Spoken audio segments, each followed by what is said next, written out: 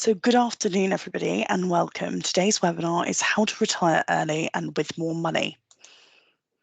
My name is Jade Green. I'm a retirement education specialist here at AVC Wise. A bit about my background: I've worked in the pension industry for several years, and in that time I've helped thousands of members like yourself on how to retire and with more money. I've been fortunate enough to see the real difference that shared cost AVCs can make to a person's future, and I look forward to helping you all today. So just some housekeeping for today. The content of this webinar is provided for educational purposes only and does not constitute as financial advice. The information given is based on our current understanding of taxation, legislation and regulations. Any levels and bases of and release from taxation are subject to change. Tax treatment is based on individual circumstances and may be subject to change in the future, and fund values can rise as well as fall, so past performance should not be used as a guide to future performance. So what are we covering today? So today we're going to be looking at a case study of a local government employee, Sarah, and should she want to retire early, the impact that has on a main local government pension scheme. The options that you have available to you should you also want to retire early. The fantastic and unique opportunity that you have access to, which is only currently available to those members with an LGPS. Talk about how the shared cost AVC actually works. The reality of how this can help you retire with more money. And finally, the next steps that you can take if you're not already contributing to the shared cost AVC or if you wish to amend those. So Sarah's an employee of the local government pension scheme and her normal retirement age is 67, as her normal retirement age is now linked to her state pension age. When she gets to 67, her estimated final salary is £29,311. She's been in the scheme a while, so has built up membership in all areas of the scheme. As many of you will be aware, the scheme has changed multiple times over the years, so let's go through what Sarah has built up in these multiple sections. The first section is the final salary 80th section, which was in operation until the 31st of March 2009. Basically, for every year of membership within this section, you will have accrued a pension to 1/80th of your final salary. Sarah had service in this section for only 1 year, so that 1/80th would have given her an annual pension of £393. And it's also worth mentioning that if you have service in this section, you will have built up an automatic tax-free lump sum, and for Sarah this was £1,106. Sarah also has 6 years of membership in the final salary 1/60th section, and this ran between the 1st of April 2009 and the 31st of March 2015.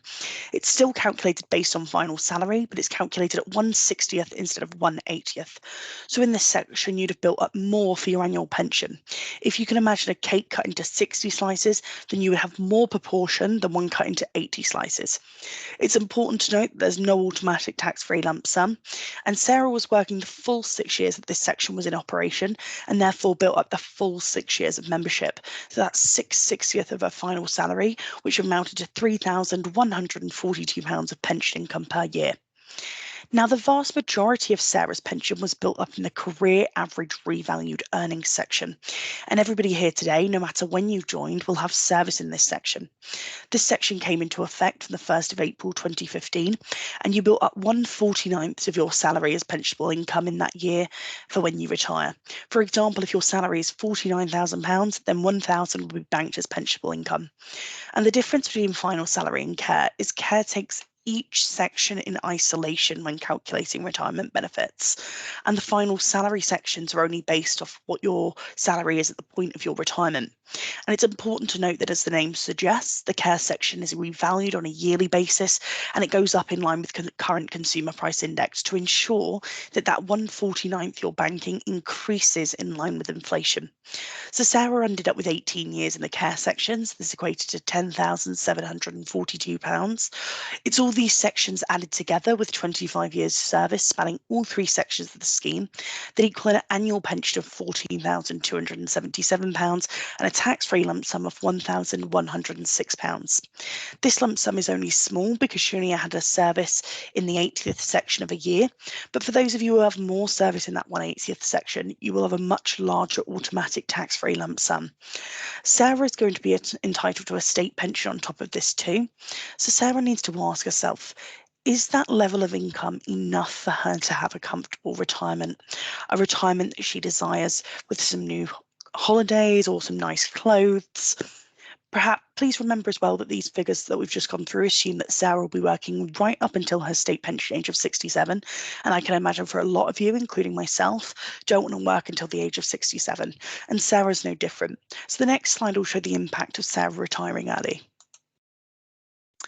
Sarah has decided that she doesn't want to work until 67 and she wants to retire instead at age 64. She wants to retire earlier to allow herself to enjoy the things in life that are important to her, such as spending more time with family or going on more holidays. Now, you think just going 3 years early wouldn't have too much of an impact on Sarah's annual pension of £14,277, because when you think about it, it is only 36 paydays earlier.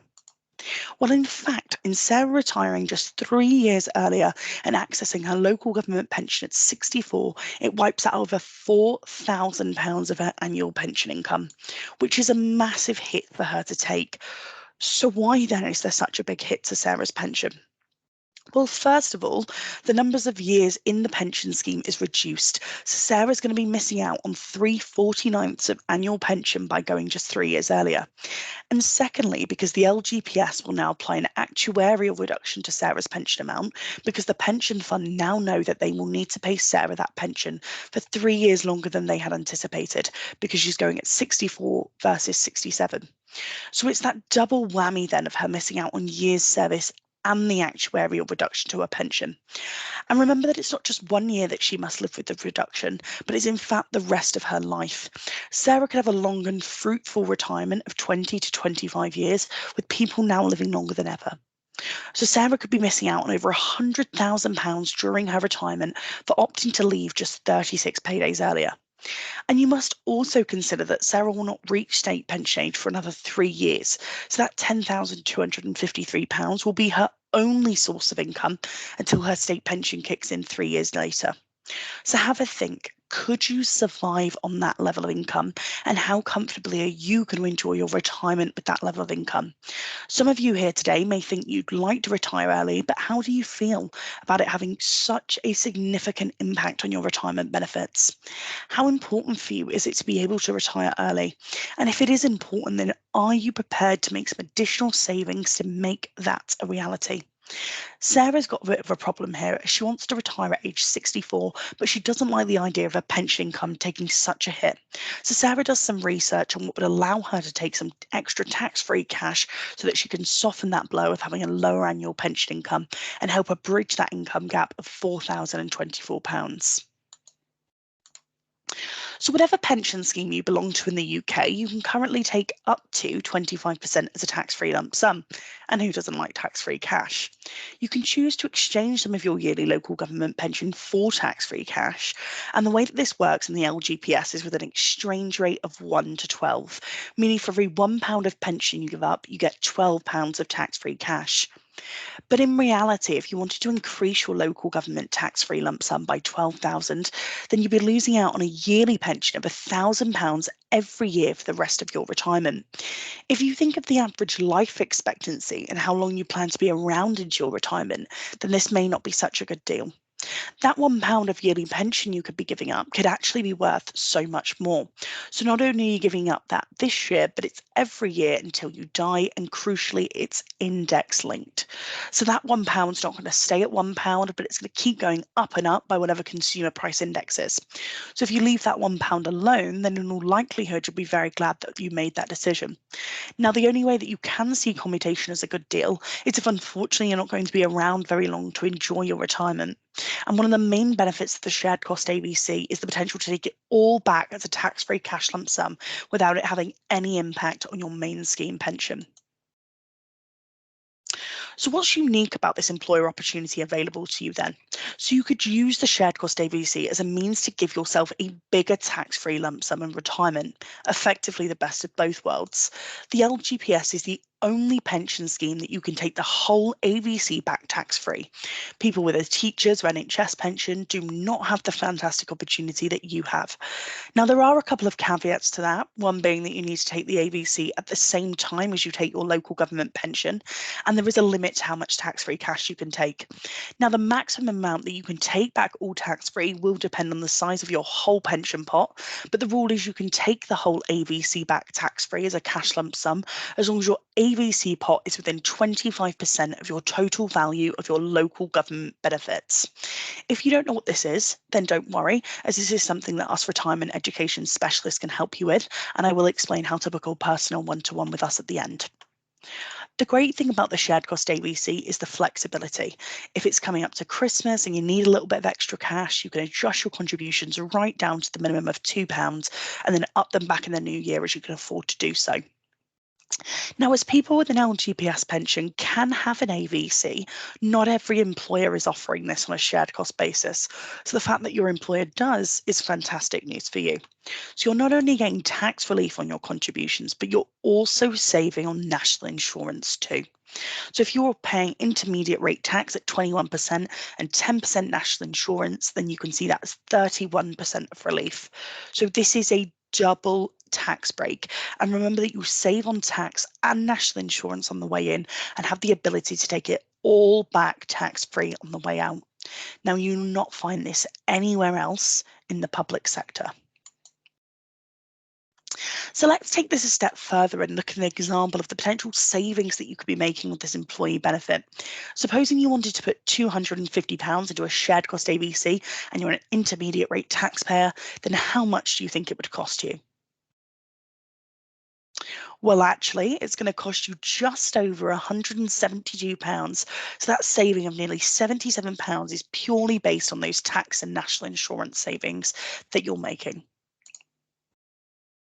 For an equivalent return at a high street, either bank, building society, credit union, or an ISA, you'd need an equivalent instant return at over 44%.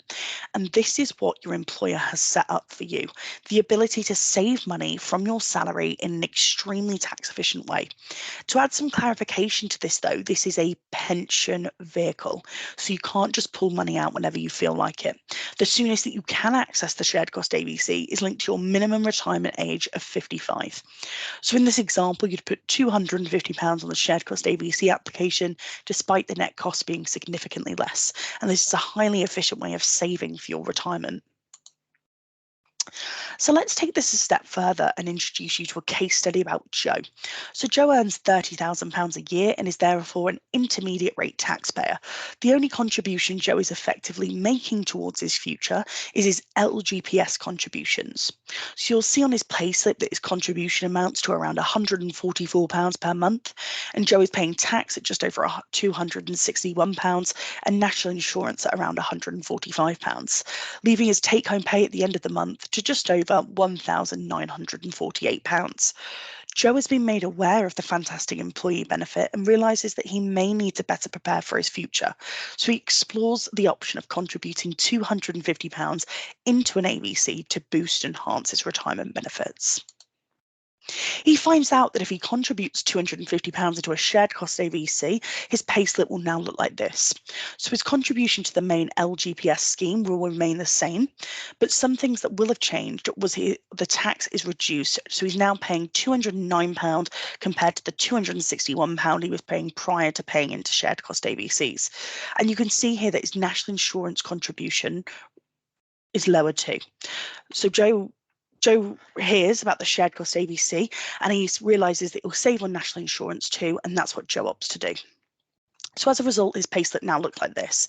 So the first thing you'll notice is Joe's gross monthly salary has gone from £2,500 to £2,251. And you might think that it wasn't a smart move, or is it going to damage his valuable local government pension scheme? And the answer to that question is no. So you can see that the contribution again remains the same.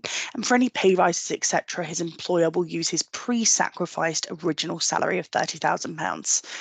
Now, the nature of the shared cost salary sacrifice AVC means that the contribution needs to be deducted on a shared cost basis. So Joe makes a nominal/employee contribution of £1, and on that contribution, Joe receives tax relief. The employer then deducts the outstanding £249 from his gross salary each month, and on that contribution, he receives tax and national insurance relief, and his payroll pays that directly to the AVC provider. Now, don't get too bogged down with the complexities of this. All that you need to know is that the whole contribution of £250 goes into the shared cost AVC pot, and it's just split this way on the payslip to ensure those tax and national insurance savings. So if Joe had contributed to a standard AVC pot, then his net cost to his take-home pay would be just over £197 a month. And to summarise, if Joe puts £250 into a shared cost AVC pot, it is in fact only cost him around £172 and a few pence. So this is all thanks to the tax and the national insurance savings on his contributions. So I think the figures here really speak for themselves. So how does the shared cost AVC work? So the only way that you can pay into the shared cost AVC is through your salary each month. So effectively every payday between now and when you retire is an opportunity to make those savings and boost your retirement options. If you're retiring in 5 years' time, then you have 60 opportunities to make a difference. If you're retiring in a year, then you have merely 12 opportunities to make a difference, and so forth. Now, the shared cost AVC is very flexible, like I discussed earlier, in that you can reduce it down to the minimum of £2 or increase it up to your personal maximum whenever you need through our website. The money that you contribute to the shared cost AVC is invested, so the idea is, as well as getting those tax and national insurance savings, you could also see some investment growth too. Now, the companies responsible for investing that money will depend on your employer, but for the vast majority of you, it will be Prudential. But it could also be Standard Life, Legal and General, or Clerical Medical, or you might have the choice between the two. And it's those various different local government pension funds that decide on which pension companies they want to work with. However, you have complete control over where that pot of money is invested. So effectively what you're going to have is a range of investment funds that vary in risk, ranging from minimal risk to high risk. And you can split these across a range of different risk levels if you wish, and our application form does elaborate on this further. Now, your organisation may have selected a default fund for you for those people that struggle with investments or perhaps don't want the responsibility. If they have selected one for you, then it will be pre-populated on the application form. Now, this is not a recommendation in any way, but it's there as a safety net should you need it. So you would also normally have lifestyle options, and this is aimed at long-term growth, and the funds change the closer that you get to retirement. Usually the closer you are to retirement in age, the lower the risk in these lifestyle options. The usual charges you're going to expect to pay are the annual management charges to the AVC provider, which for Prudential are around 0.5 to 1%, and for the other providers, slightly in excess of 1%. But the fund guide for your provider will contain more details on this. So that flexibility and control extends into your retirement too. You could use the money that you've built up in the AVC as a means to give yourself other income in retirement by utilising it as a monthly pension income. But remember, as you are members of the LGPS, you have this unique opportunity whereby you could simply take the AVC pot of money that you've built up all back as a tax-free cash lump sum. So let's look at the reality of early retirement. We know that most people would want to retire earlier than normal and state pension age. So how will AVCs help you do that? So let's go back to Sarah again. So Sarah gets to 64 and she accepts that her retirement benefits will be lower and go from £14,277 to £10,253 because of the fewer years in the scheme and a lower amount due to the actuarial reductions. So what Sarah will look to do is pay more into the AVCs, save on tax and national insurance, and then take the AVC back as a tax-free cash lump sum. Sarah now has a tax-free lump sum to help her bridge that income gap between retiring early and getting to her state pension age at 67. She has a tax-free lump sum to do the things that she wants to do and the good time and the health to do them, whether that's to go on holidays, replace a car, or spend more time with her family. She now has that control. Now, that last example looked at Sarah taking the whole AVC back as a tax-free lump sum, along with her main local government pension scheme at age 64. Now, it has to be said that this is the most popular way to do it, but what if Sarah wants to retire 3 years earlier at age 64, live off her AVC, and not access her local government pension until state pension age? This avoids the actuarial reduction to her local government pension scheme, so essentially she lives off the AVT until she's ready to take the local government pension and state pension benefits at age 67. So what we can see here is Sarah has managed to accumulate a fairly sizable AVC pot amounting to £48,000. Now, the reason that we've made this assumption will become clear in a moment, but £48,000 is a very obtainable figure for Sarah.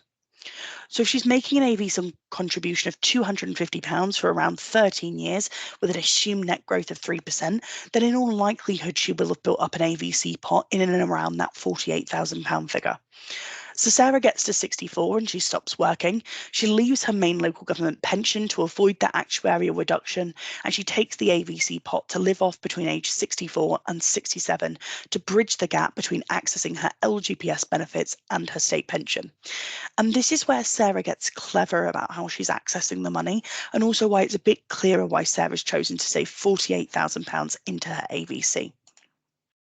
So essentially what Sarah does is withdraws £16,000 in the first year of leaving work at 64. Now, when Sarah takes her £16,000 withdrawal from the pension scheme, 25% from the personal pension, 25% of it is tax-free. So £4,000 in Sarah's case is tax-free. Now remember that you can earn a certain amount each year before you start paying tax on it, and this is called the personal allowance. And this tax year, it's £12,570 the UK government will allow you to earn before you start paying any tax on it. So once she takes that £4,000, then she's left with 12,000 of that withdrawal. And in Sarah's case, she's not in receipt of any other kind of income, so that £12,000 can be taken tax-free retrospectively. Now, Sarah does this exact same thing for 3 years, so at age 64, 65, and 66. So £4,000 is tax-free automatically, and the remaining 12,000 falls under her personal allowance. So she can retrospectively claim the tax back on that as well. This means that her AVC pot has allowed her to retire 3 years earlier at age 64 to bridge that income gap between leaving work and accessing a main local government pension and state pension pot. Essentially, the bigger the AVC pot, the more that you can bridge that gap and retire earlier. She then accesses her main local government pension at 67 with no actuarial reduction to those benefits. So this equates to £12,905, which is significantly more than the £10,277 that she would have had if she'd have accessed those benefits earlier at age 64. For anybody wondering why her pension wasn't the full £14,000 figure, then this is because although she's not faced the actuarial reduction to those benefits, she has still lost 3 years service within the scheme. So that's 3/49ths of contributions. Now, with both of these examples, you can see that essentially the more that you save towards the shared cost AVC pot, the more options that you have in terms of retiring earlier and with more money. So let's do a quick summary of the shared cost AVC. So the LGPS is the only public sector scheme that allows you to save in this way. Your employer is offering this to you on an employee benefit.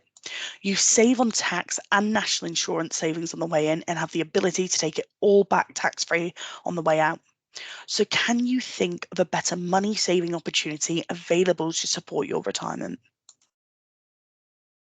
Now, there are some conditions and considerations. So firstly, you have to be an active member of the LGPS pot to pay into shared cost AVCs. And remember that you do not damage your main scheme by contributing to this. Second being that you cannot pay an amount that would take you below the national minimum/living wage requirements, but don't worry as this will be checked by your payroll once you've submitted your application anyways.